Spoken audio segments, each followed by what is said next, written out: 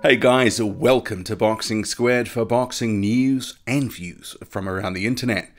The American heavyweight Dominic Breazeale, he has seemingly woken up to his reality. He will not be fighting Deontay Wilder anytime soon. Instead, the WBC mandatory challenger, he is now looking to potentially chase a payday against the man that is ranked #1 in the WBC's top 15. Dillian Whyte. So I'll get to the quotes and then a few thoughts. Buckle in. Let's go. So Breazeale, he told Sky Sports UK, I thought the Dillian Whyte fight was actually going to happen this year. He's bound with the situation with the WBC and his silver belt. And I have the WBC mandatory.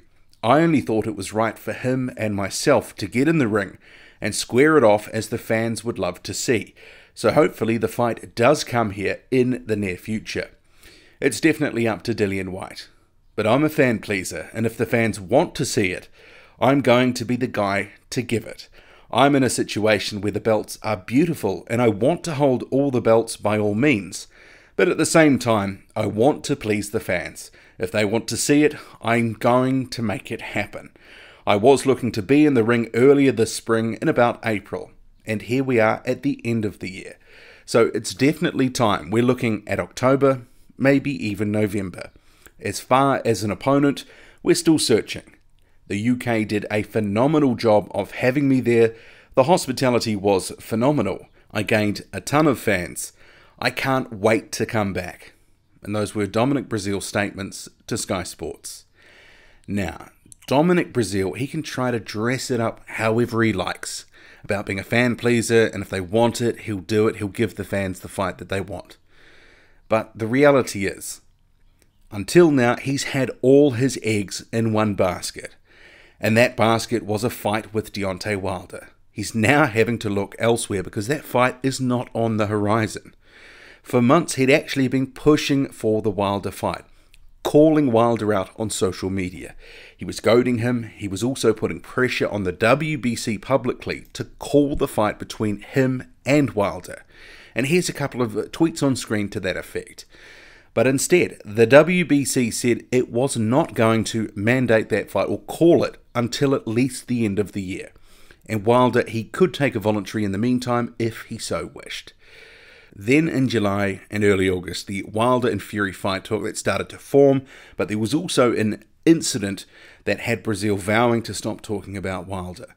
And Wilder had said to Fight Hype that Breazeale was trying to talk his way into a fight, and that if it ever did happen, he'd look into Breazeale's son's eyes so Breazeale's son could see the man who was going to cripple his daddy. And as we know, Breazeale, he flew into a bit of a rage. He posted a video response on social media, very industrial strength language. Your life is all f***ed up. And actually, I would note that post has since been taken down. And with that, and the fact that his title shot was now looking to be at least in 2019, probably mid to late 2019, the Californian native, he seemingly decided he's got to move on. And Breazeale, he would have seen Dillian Whyte and Joseph Parker both took home paychecks in excess of $1 million recently. So if Breazeale can't get a title shot, why wouldn't you chase that sort of money, especially if you haven't had a life-changing payday in boxing yet? And there's also no guarantee that the payday he would get in a Wilder fight would be any more than a fight with Whyte anyway, and potentially with less risk. And going after Whyte, in many respects, it's also a strategic move. Because if Breazeale, if he was to win, he grabs the silver title, he gets a good scalp to his name, he gets paid well, and also he gets to prove to fans that he deserves to be the WBC mandatory challenger. I'm sure he's well aware that there's a section of fans that believe him to be a pretender to the throne after he was elevated to the mandatory position ahead of Dillian Whyte. And that mandatory status, it did come under questionable circumstances. So if we just rewind a bit, Breazeale, he was due to face Berman Stiverne in November in a final eliminator for the mandatory spot. But Stiverne, who at the time he was Wilder's mandatory, he was elevated to fight Wilder on November 4th after Luis Ortiz tested positive for a banned substance. In comes Eric Molina as a replacement for Stiverne to fight Breazeale. The WBC is sending out all sorts of mixed signals publicly on the status of that eliminator, and it even downgraded it on its website.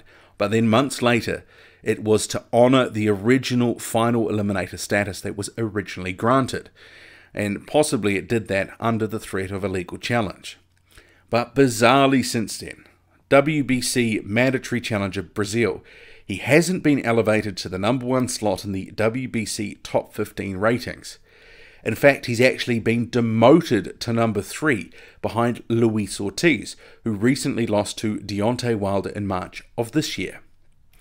So with all these things mixing together, a Breazeale and Whyte fight, it would help legitimize Breazeale's claim to a Wilder fight if he was to win.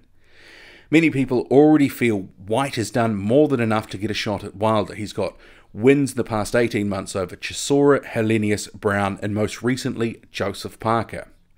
And Whyte, he's spoken about wanting another fight before the end of this year. So I could see him having some interest in this fight.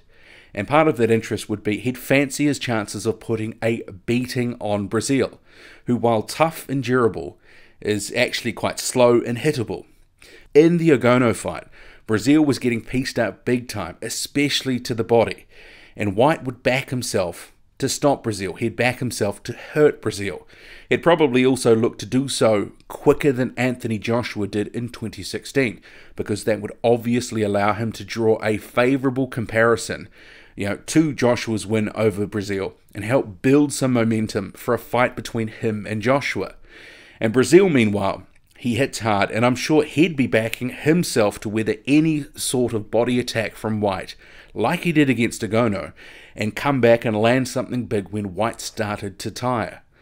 Breazeale, he might be a bit rudimentary in style, but he does make up for it in sheer heart, tenacity, and desire. And the other thing to consider is that while Breazeale is publicly saying that, he's looking for a fight with someone like a Dillian Whyte, his management may decide to go another way. They may actually walk him into a Luis Ortiz type fight. Breazeale, Ortiz and Wilder, they are all under the same management banner, under Al Heyman. So it would certainly make sense to keep the fight and that mandatory challenger status in-house. Financially, it certainly would not be the best option for Breazeale, but it might be the fight that he has to take. And that is another good fight, but I would favour Ortiz to come through that one. And here's another what if. As we've seen, Dillian Whyte, he's been trying to work his way into the mandatory position for the past 18 months. And the WBC has seemingly thrown up some roadblocks, while guys like Breazeale and Stavern have effectively done much less to earn their title shots. I could actually see a situation where the WBC may decide to allow Breazeale to keep his mandatory status by beating Whyte, but it may not necessarily sign off on Whyte getting it if he won. Honestly, nothing would surprise me with these sanctioning bodies. They do all sorts of things to suit themselves. I'm already half expecting that the WBC, it will order #1 Dillian Whyte and #2 Luis Ortiz to fight each other in a final eliminator. They've tried to do it before, so they could try it again. Who knows, we'll have to see. And if they did, would Dillian Whyte take that fight? He didn't the first time. He opted to face Joseph Parker. And I know a lot of people do think that Dillian Whyte should abandon his post in the WBC and that he is going to get a title shot regardless in April against Anthony Joshua. But I'm not quite so sure that that's a lock. I think the WBO and IBF mandatories, they could very well be called, and the WBO has already sent up signals that it's going to call its mandatory sooner rather than later. Whyte, he is though in line with the WBO, but he'd likely have to go through a final eliminator there. But in terms of Breazeale, going back to him, he's obviously thinking of his career in a financial sense now that his title shot has stalled. I can't blame him for that. They've only got a limited time. They should go for the money where they can get it, if it makes sense to do so. And in this situation, I think it does, because he's staying, strong to the WBC, and it's against the WBC #1 guy who's got the silver title. So, it's all there for Breazeale if he can get that fight. I'm sure Whyte would be interested, but they would want guarantees about the mandatory status before entering into any serious discussions. They wouldn't sign for that unless it was on the line. What do you make of it all? Drop a comment loud and often, hit like, hit subscribe, follow me on Twitter, boxing_squared. I'm out.